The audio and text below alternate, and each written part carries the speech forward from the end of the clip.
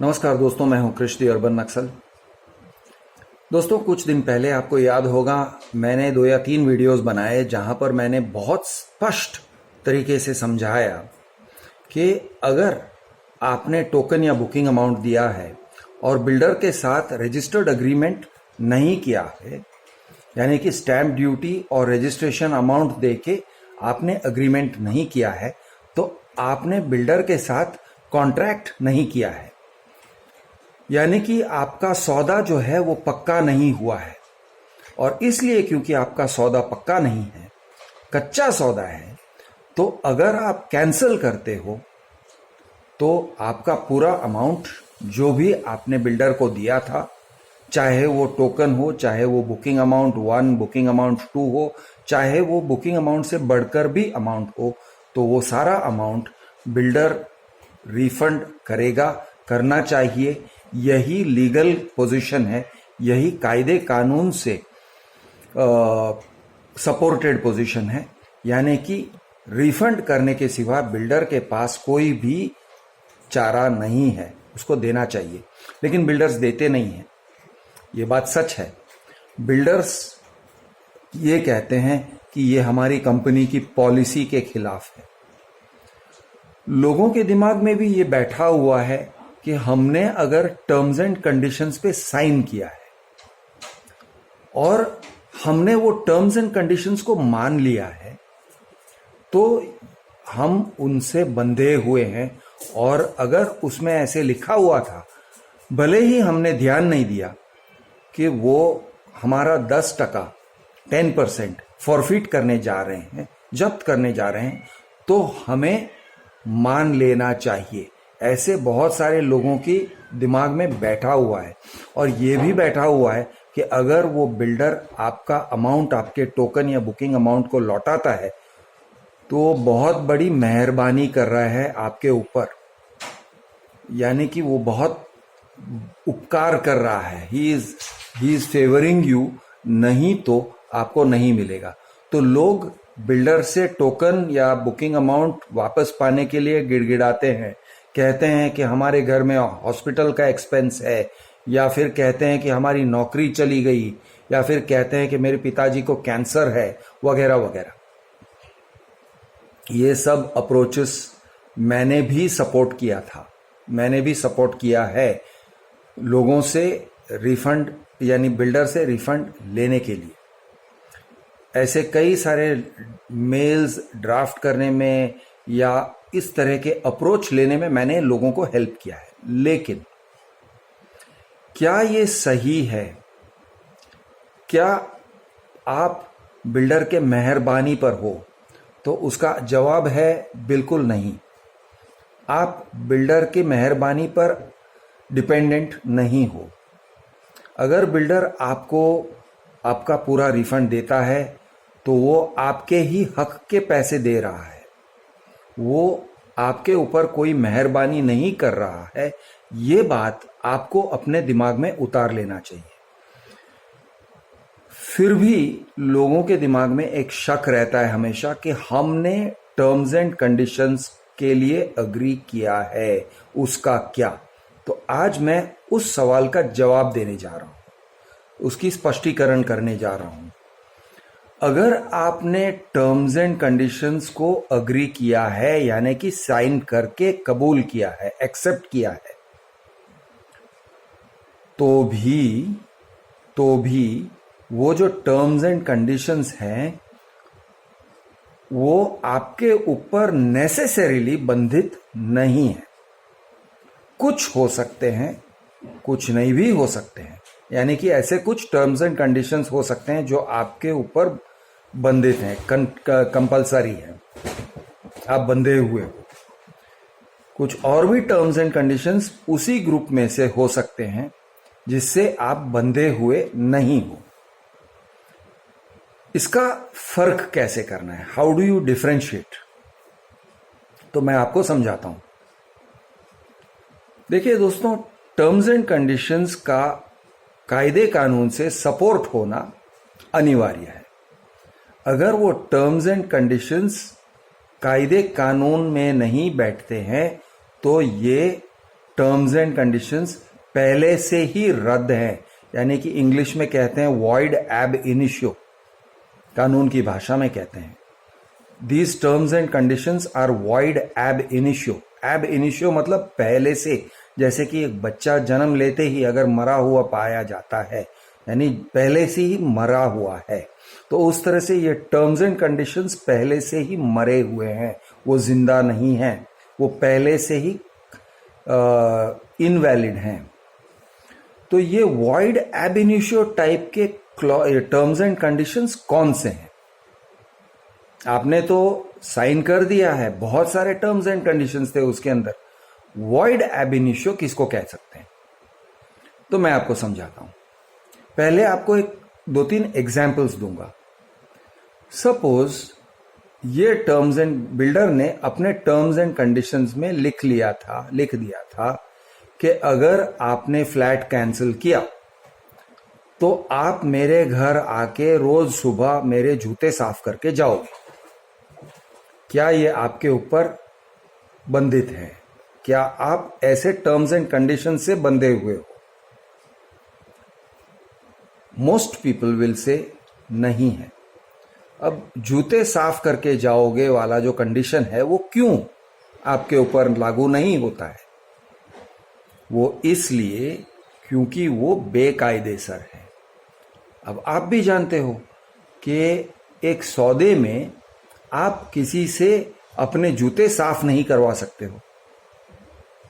सौदा टूट भी जाता है तो ऐसे नहीं कह सकते हो कि इसका पनिशमेंट ये होगा कि जूते साफ करके जाओगे, करेक्ट? तो आप जानते हो कि ये टर्म्स एंड कंडीशंस में नहीं बैठेगा। ठीक है, अब मैं आपको 2 या 3 और एग्जाम्पल्स दूंगा। सपोज उसमें ऐसे लिखा है कि अगर आपने ये सौदा तोड़ दिया तो आपका घर, आपका सामान, आपका सब कुछ मेरा हो जाता है, बिल्डर का हो जाता है। क्या ये एक्सेप्टेबल है? क्या ये सही है? अगर आपने ऐसे टर्म्स एंड कंडीशन पे साइन कर भी दिया तो क्या सचमुच में आपको अपना घर छोड़ के जाना पड़ेगा और उसको अपना घर देना पड़ेगा? जवाब है बिल्कुल नहीं। क्यों? क्योंकि ये बेकायदेसर है, ये कायदे से सपोर्टेड नहीं है, ये अनलॉफुल है। तीसरा एग्जाम्पल देता हूं।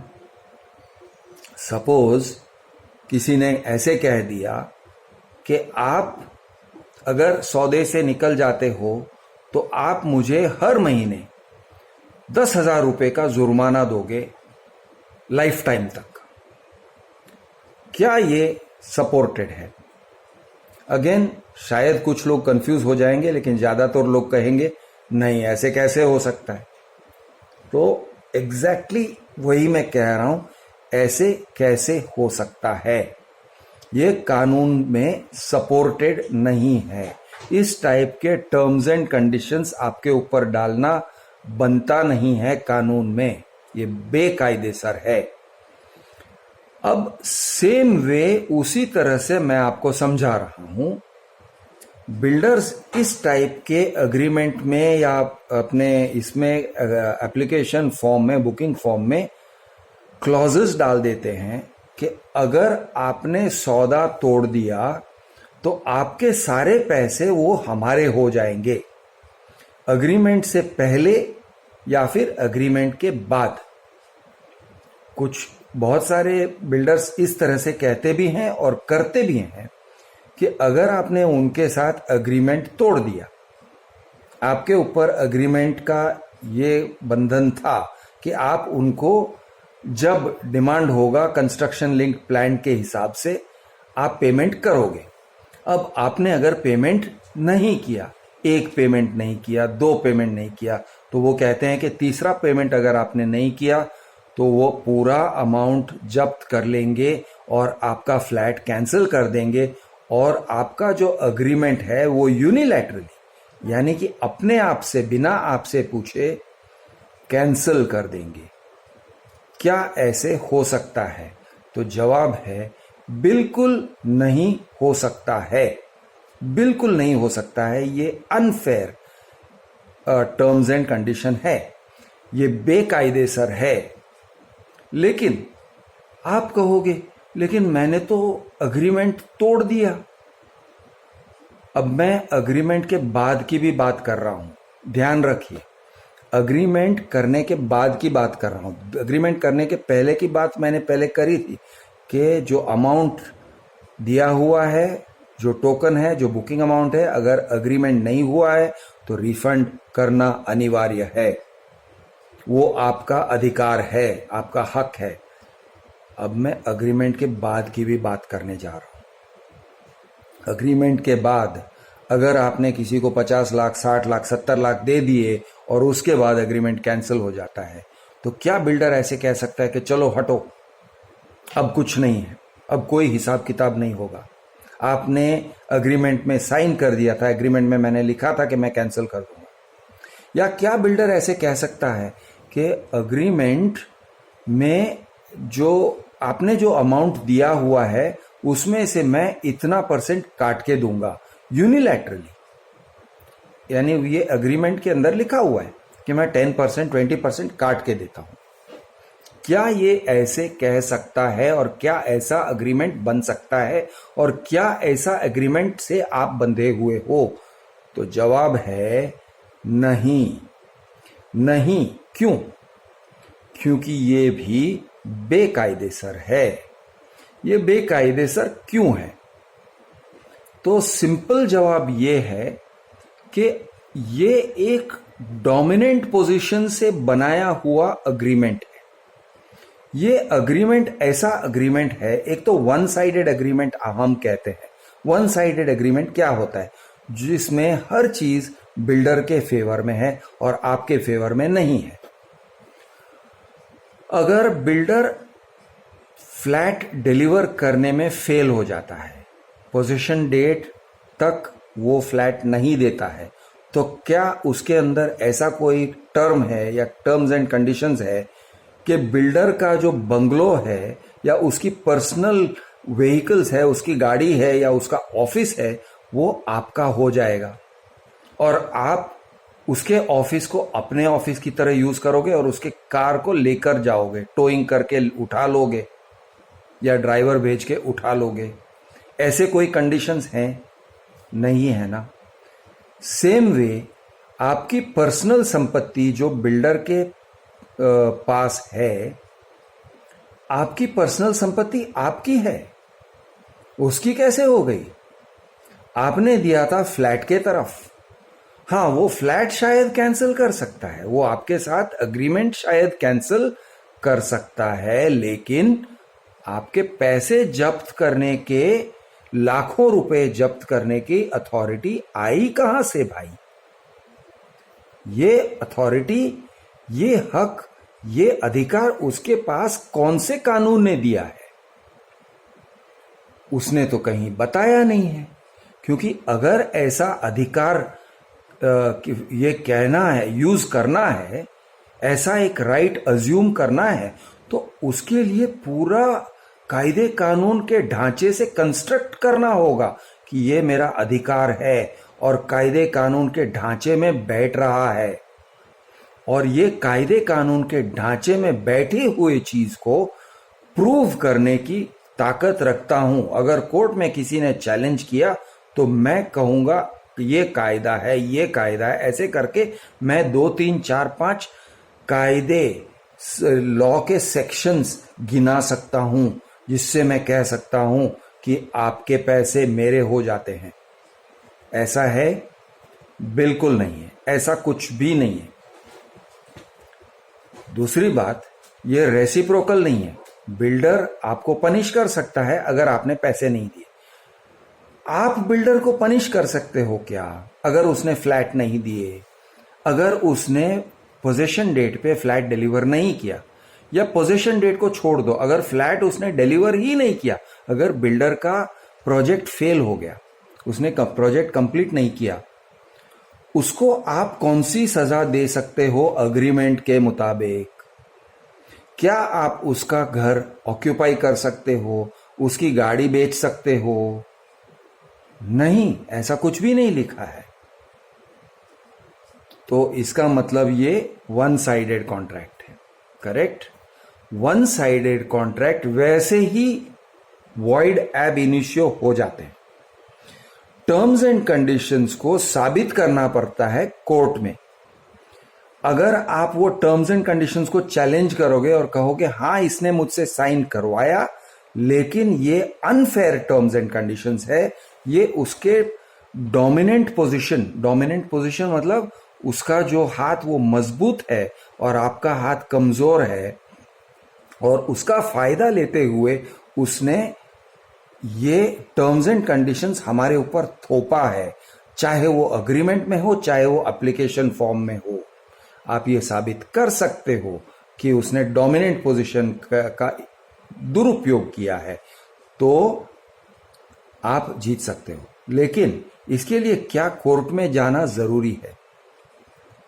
तो मेरा जवाब यह है, कोर्ट में जाना लड़ने का एक तरीका है, पुलिस में जाना लड़ने का दूसरा तरीका है, पब्लिक में जाना यानी कि वीडियो बनाना लड़ने का तीसरा तरीका है।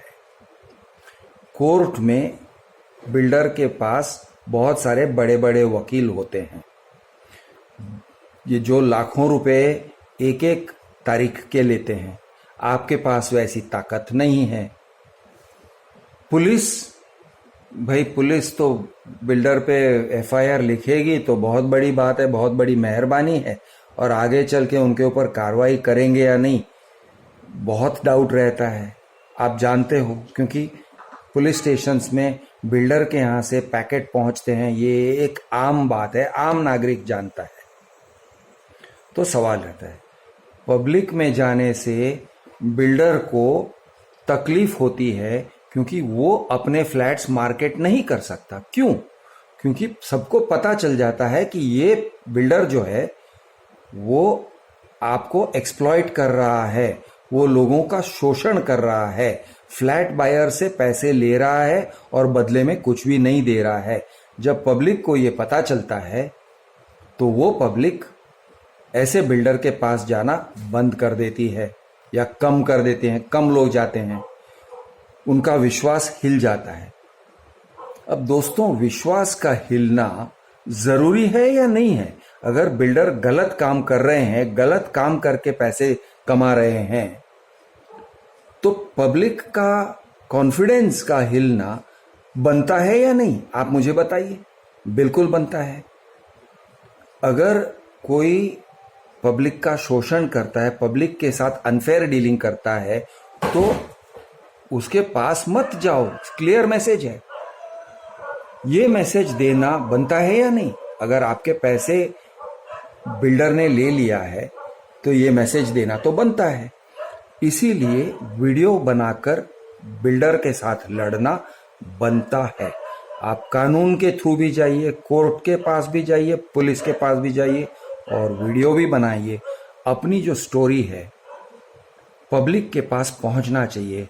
बिल्डर को पता चलना चाहिए कि अगर उसने गलत तरीके से आपके पैसे ले लिए हैं जब्त करके, और ये कह रहा है कि ये मेरे टर्म्स एंड कंडीशंस में लिखा है या ये मेरी कंपनी की पॉलिसी है, तो ये पॉलिसी गलत है, और ये गलत पॉलिसी के खिलाफ लड़ना आपका अधिकार है, आपका मूलभूत अधिकार है। It is your fundamental right, आपका मूलभूत ड्यूटी है। It is your fundamental duty. क्यों? क्योंकि अगर कोई धोखा है जिससे और लोगों के पैसे डूब सकते हैं, तो इस धोखे के बारे में पब्लिक को समझाना आपका हक ही नहीं, आपका राइट ही नहीं है, आपका ड्यूटी भी है।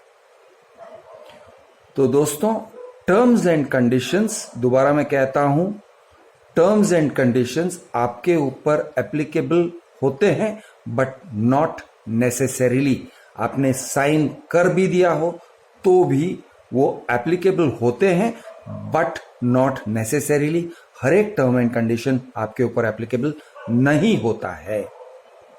अगर वो अनफेयर है, बेकायदेसर है, तो नहीं होता है। क्लियर कट मैं कह रहा हूं। मैं हूं आपका दोस्त कृष अर्बन नक्सल। जय जवान, जय किसान, जय हिंद, जय महाराष्ट्र।